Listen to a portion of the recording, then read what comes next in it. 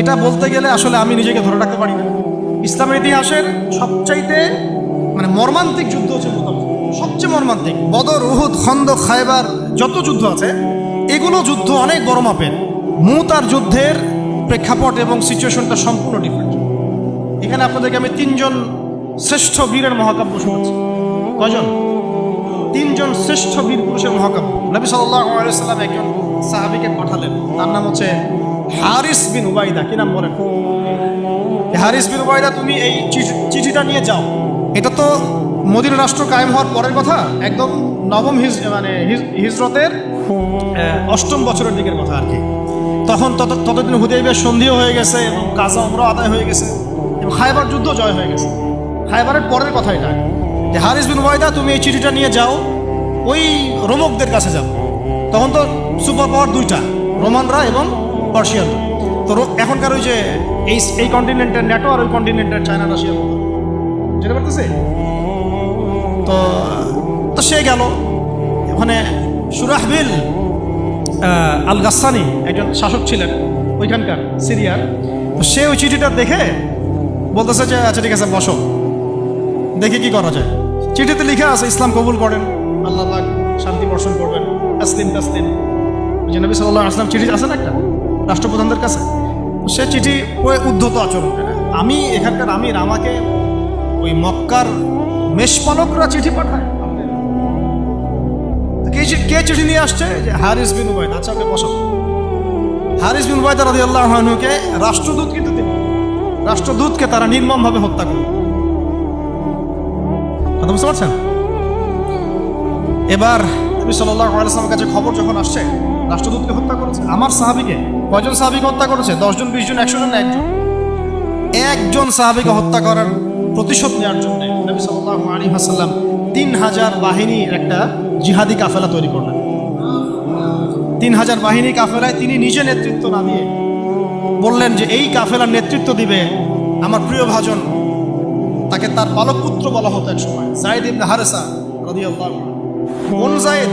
তায়েফের সফরের সঙ্গী, তায়েফের সফরের একজন সাহাবী তার সাথে ছিলেন, তার নাম যায়েদ ইবনে হারেসা। যখন তায়েফবাসী নবীজিকে মারছিলেন, যায়েদ ইবনে হারেসা রাদিয়াল্লাহু আনহু তার বুক দিয়ে নবীকে জড়ায় ধরেছিলেন যে আমার গায়ে আঘাত লাগুক, তার গায়ে না লাগুক।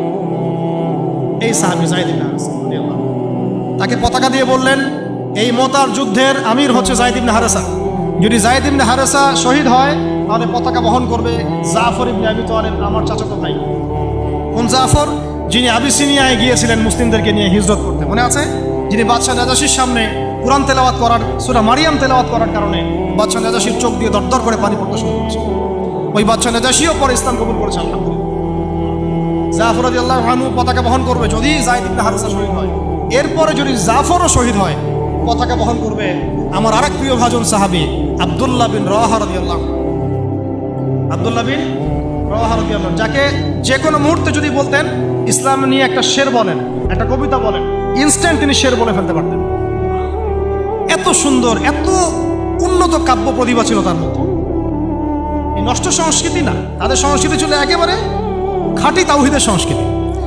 এমনকি কাবা তাওয়াফ করছেন তিনি, তখন কাবা তাওয়াফ করছেন বিদায় কাজা উমরা আদায় করার সময় নবীর সামনে সামনে তিনি ঘুরছেন এবং আবৃত্তি করছিলেন একটা কবিতা কাফেরদেরকে আঘাত করার জন্য। এই কাফেররা, দেখো তোমরা যাকে বের করে দিয়েছিলে তিনি আজকে সসম্মানে এখানে ঘুরতেছেন।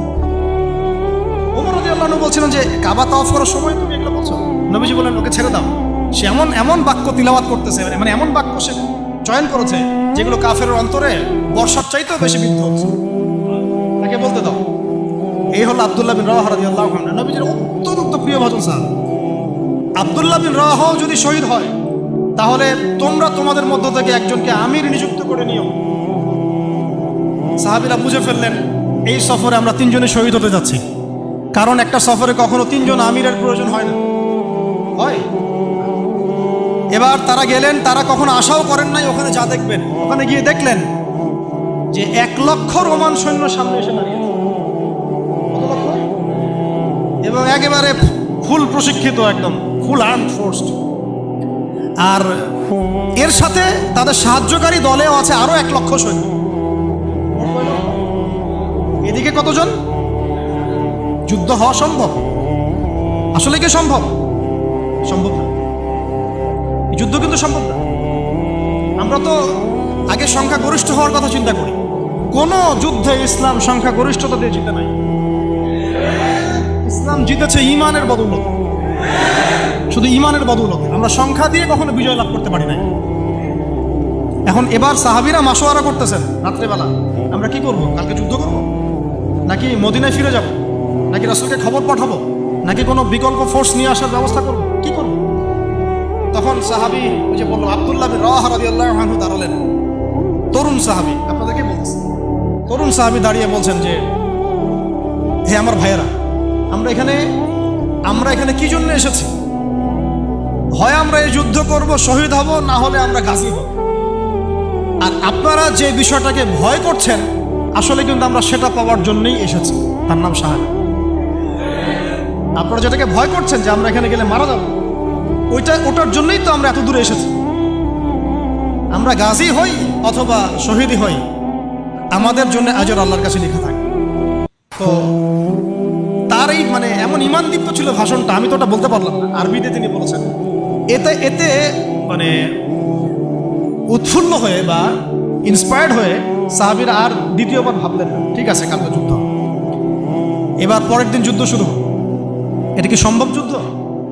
প্রথমে যায়েদ ইবনে হারিসা রাদিয়াল্লাহু আনহু পতাকা নিয়ে ঘোড়া ছুটা আগায় যাচ্ছে, এবং একটা আঘাতও পিছন থেকে করার সাহস হচ্ছে না তাদের, সব আঘাত তারা সামন থেকে করছে। এক পর্যায়ে যায়েদ রাদিয়াল্লাহু আনহু এই মানে গায়ের মধ্যে তারা বর্ষা নিক্ষেপ করে।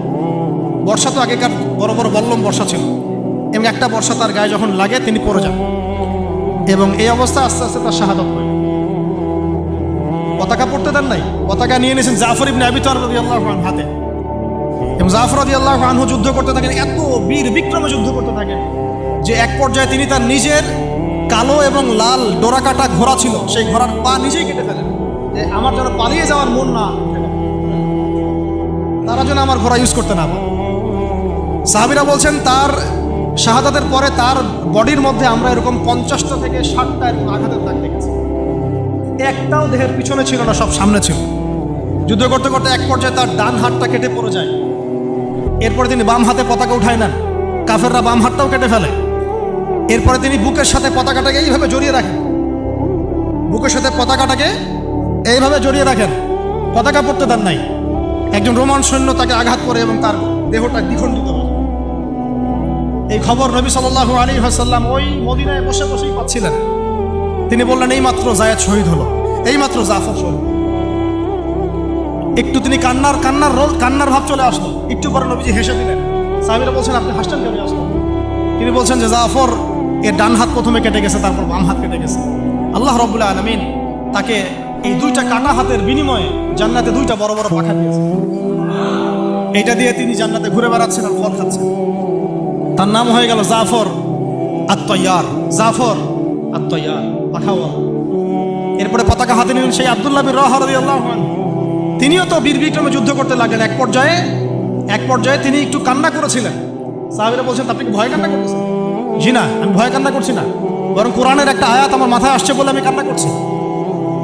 সে আয়াতটা ছিল সূরা মারিয়ামের মধ্যে, ওয়া ইম মিনকুম ইল্লা ওয়ারিদুহা কানা আলা রাব্বিকা হাতমান মাকদিয়া। একটা আয়াত আছে কোরআনে, মারিয়াম।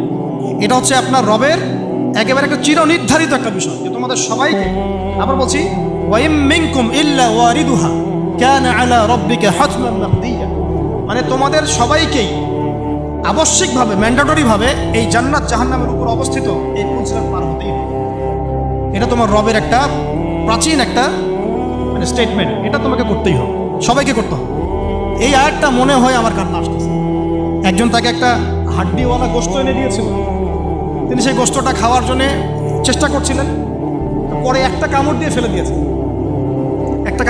দিয়েছেন। তারপরে তিনি ছুটলেন যুদ্ধ করার জন্যে, এবং ওই সময় একটা কবিতা আবৃত্তি করেছে, হে আমার মন, তোমার নফস হয়তো চাচ্ছে, তুমি হয়তো চাচ্ছ এখান থেকে পালিয়ে যাওয়ার জন্য, জেনে রাখো সামনে তুমি যা দেখছো এর পিছনেই আছে জান্নাত। শেষমেশ কি জীবন দেখেন, কি ব্যক্তিত্ব, কি ক্যারেক্টার, কেমন গায়রত, কেমন ইজ্জত, কেমন সম্মান, কি জীবন। এরপরে তিনিও শহীদ হলেন, পতাকা হাতে তুলে নিলেন আল্লাহর বীর খালেদ বিন ওয়ালিদ রাদিয়াল্লাহু, তাকে পতাকা দেওয়া। তিনি কিন্তু নতুন মুসলিম হয়েছেন। উহুদের যুদ্ধের যে ক্রাইসিস, এটা কিন্তু তার হাতে। কাজা ওমরা আদায় করতে গিয়ে নবীজি চিঠি লিখে দিয়েছেন, ছোট্ট করে একজনে তারা লিখিয়েছেন যে খালিদকে চিঠিটা পৌঁছে দিও। ওখানে লেখা আছে, খালিদ তুমি যদি কাফেরদের পক্ষ অবলম্বন না করে মুসলিমদের পক্ষ নিতা কতই না। ঠিক আছে, একটা লেখা, একটা চিঠি খালিদ রাদিয়াল্লাহু আনহু একবারে কলিজাটা কাঁপায় ফেলছে। তিনি মক্কা থেকে মদিনায় গিয়ে নিজে ইসলাম কবুল করে আসছেন এবং নবী সাল্লাল্লাহু আলাইহি ওয়াসাল্লাম তাকে কিন্তু আন্ডারস্টিমেট করেন নাই। তার হাতে উল্টা তরোয়াল উঠাই দিয়ে বলছেন যে আজকে থেকে এই তরোয়াল তোমার এবং তোমার নাম হচ্ছে সাইফুল্লাহ, তুমি আল্লাহর তরবারি। এরপর থেকে তিনি প্রায় 80-90টা যুদ্ধ করেছেন, সবগুলোতে জয়লাভ করেছেন। ওই খালিদ রাদিয়াল্লাহু আনহু পতাকা তুলে নেন মোতার যুদ্ধে। তারপরে সিরাতের মধ্যে আসছে, তিনি বলছেন নিজের ভাষায় যে ওই দিন আমার হাতে 9টা তরোয়াল ভেঙে গেছে। যুদ্ধ করতে করতে করতে করতে ওই দিন আমার হাতে 9টা তরোয়াল ভেঙে গেছে। তিনি ছিলেন যুদ্ধ কৌশল অত্যন্ত পারদর্শী, হুটে হাটে কোনো কাজ করতেন, অনেক পারদর্শী। তিনি ডানের সৈন্যকে বামে নিয়ে আসছেন, বামেরটাকে ডানে নিয়ে গেছেন, সামনেটাকে পিছনে নিয়ে আসছেন, পিছনেটাকে সামনে নিয়েছেন। বর্ষা যারা ছিল তাদেরকে পিছনে নিয়ে আসছেন, তীরন্দাজদেরকে সামনে দিয়েছেন। মানে ওদেরকে ভেবা চাকা খাওয়াই দিয়েছেন যে ওরা মনে করতেছে এরা মনে হয় অনেক, হ্যাঁ এরা মনে হয় আরো বিকল্প ফোর্স নিয়ে আসছে মনে হয়। ওরা আস্তে আস্তে পিছনের দিকে যাওয়া শুরু করতেছে, আর এদিকে মুসলিমরা একটু একটু করে সেফ জোনে আসার চেষ্টা করতেছে পিছনে। ওরা ভাবতেছে পিছনের সামনে যদি আগাই হয়তো পিছন থেকে ওরা আরো সৈন্য নিয়ে আসছে, আমাদেরকে আক্রমণ। এই আল্লাহ পাক ভয় চাপাই দিলেন, এরা পালায় চলে গেল। 3000 সৈন্য নিয়ে 2 লক্ষ সৈন্যকে পরাজিত করা হয়েছে। খালিদ রাদিয়াল্লাহু আনহু বললেন আমার হাতে সেই দিন 9টা তরোয়াল ভেঙেছে, আর শেষমেশ ছোট্ট একটা ইয়েমেনি চাকু দিয়ে আমি যুদ্ধ করছি। তাহলে চিন্তা করেন কত কাফের মারা গেছে। আর মুসলিমদের মধ্যে মাত্র 12 জন সাহাবী শহীদ হয়েছে। মাত্র 12 জনকে তারা মারতে পারছে, বাকিদেরকে মারতে পারবে। এইগুলো হচ্ছে মহাকাব্য, জাজল্যমান মহাকাব্য, যেগুলো আমাদের এই প্রজন্মকে জানানো উচিত এবং আপনাদের মাথায় থাকা উচিত। প্রত্যেকটা সংগ্রাম, প্রত্যেকটা বিপ্লব, প্রত্যেকটা অভ্যুত্থানের পিছনে যেন থাকে আল্লাহর সন্তুষ্টি, আল্লাহর দিন কায়েমের চেষ্টা, আল্লাহর দিনের খেদমতের চেষ্টা এবং ইনসাফ প্রতিষ্ঠার চেষ্টা, এবং জালেমের বিরুদ্ধে আমাদের অবস্থান সবসময় শক্ত থাকবে ইনশাআল্লাহ।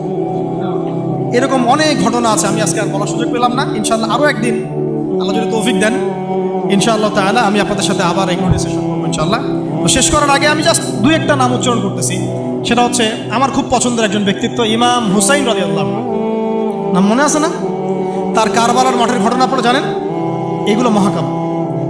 তিনি সপরিবারে নিহত হলেন, শেষ পর্যন্ত কিন্তু আত্মসমর্পণ করেছেন। তিনি প্রস্তাব দিলেন আমাকে ছেড়ে দাও, আমি মদিনায় চলে যাই, আমাকে ছেড়ে দাও, আমি মক্কায় চলে যাই, ছেড়ে দাও আমাকে, আমি কোনো সীমান্তে চলে যাই, সেখানে জিহাদ করে শহীদ হই। তারা কিন্তু সুযোগ দেয় নাই। আমাকে বলেন যারা তাকে আক্রমণ করেছিল তারা কি কালিমা পড়া মুসলমান ছিল না? বলেন তারা কি কাফের ছিল? তাহলে এখন কি ইমাম হোসেইন যে এখানে প্রতিবাদ করলেন, হাতে অস্ত্র উঠিয়ে নিয়ে যুদ্ধ করে শেষ পর্যন্ত শহীদ হলেন, তার যুদ্ধটা কি সন্ত্রাসী কর্মকাণ্ড ছিল? ঠিক অনেকে আছে আমাদের সমাজে, তারা মনে করে যে মুসলিমরা যতই পাপ করুক না কেন ওদেরকে কিছুই বলা যাবে না। এমন একটা কনসেপ্ট আমাদের সমাজে আছে। মুসলিম তারা ভাই কালিমা পড়ছে, লা ইলাহা ইল্লাল্লাহ বলছে, তাকে আপনি কেন এইভাবে চার্জ করেন? আরে কালিমা তো আব্দুল্লাহ বিন উবাইও পড়েছিল। আব্দুল্লাহ বিন উবাই কি কালিমা পড়ে নাই? তাহলে কি আপনি তাকে মুমিন বলে গণ্য করবেন? মনে রাখবেন একটা কথা, যাকে তাকে কোনো ক্ষুদ্র বিষয়ে কাফেরও যেমন বলা যাবে না, আবার যাকে তাকে মুসলমানও বলা যাবে না।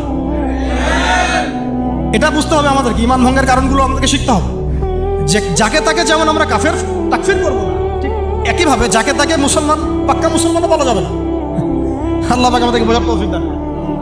ঠিক এইভাবেই উমর রাদিয়াল্লাহু আনহু একদিন ফজরের নামাজে দাঁড়িয়ে কিরাত করছেন, পিছনে এক দাস, এই ফাইরুজ আবু লুলু, একেবারে ধারালো ছুরি দিয়ে উমর রাদিয়াল্লাহু আনহুকে,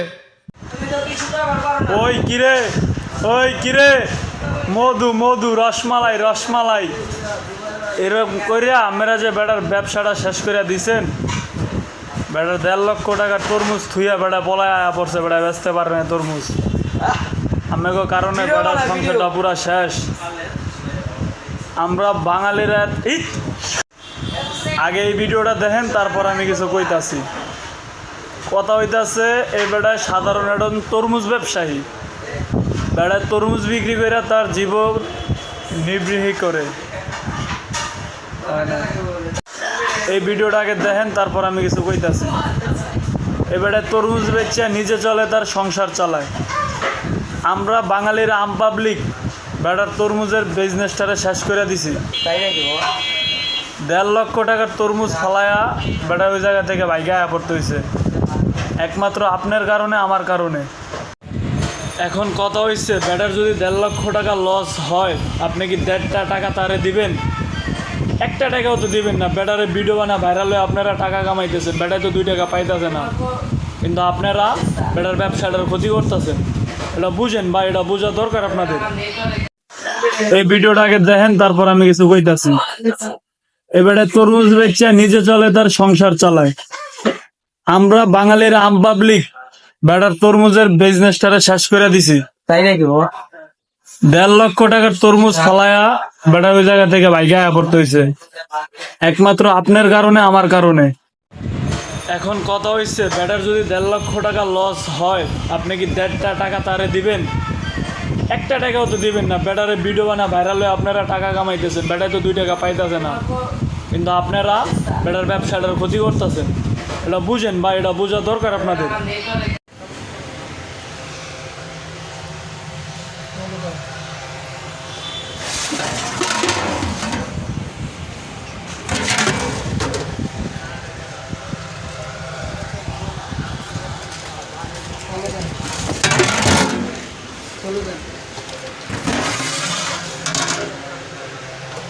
চলে যান।